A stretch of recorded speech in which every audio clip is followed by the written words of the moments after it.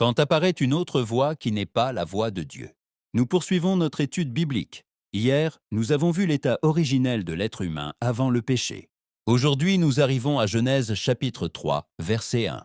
L'Écriture dit « Or, le serpent était le plus rusé de tous les animaux des champs que l'Éternel Dieu avait fait. Et il dit à la femme, Dieu a-t-il réellement dit, vous ne mangerez pas de tous les arbres du jardin ?» Jusqu'à ce moment, seule la voix de Dieu se faisait entendre. Tout avait été créé et établi sous l'autorité de Dieu. Maintenant apparaît une autre voix. Elle n'ordonne pas, elle ne crée pas, elle questionne. Et sa question ne nie pas Dieu, elle remet en cause ce que Dieu avait dit. L'Écriture souligne que le serpent était rusé, et le terme employé indique une intelligence calculée, une sagacité stratégique. Ce n'est pas de l'ignorance, c'est une capacité utilisée pour confondre. La tromperie n'entre pas avec des cris ou des contraintes, elle entre de manière subtile, en tordant la voix de Dieu. La question « Dieu a-t-il réellement dit ?»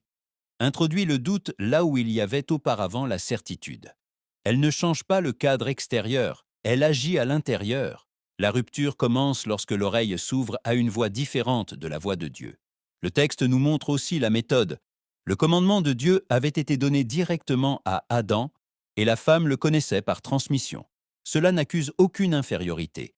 Cela explique comment la confusion s'installe lorsqu'une interprétation déformée apparaît autour de la voix de Dieu.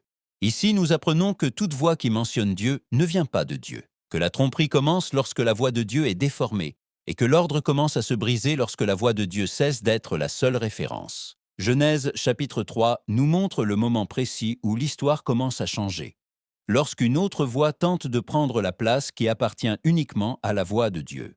Ici, nous apprenons à discerner quelle voix nous écoutons, car toute voix que l'on entend ne vient pas de Dieu. La voix de Dieu crée, ordonne et donne la vie. La voix de Dieu apporte clarté, vérité et direction, et toute autre voix cherche à questionner, à confondre et à détourner.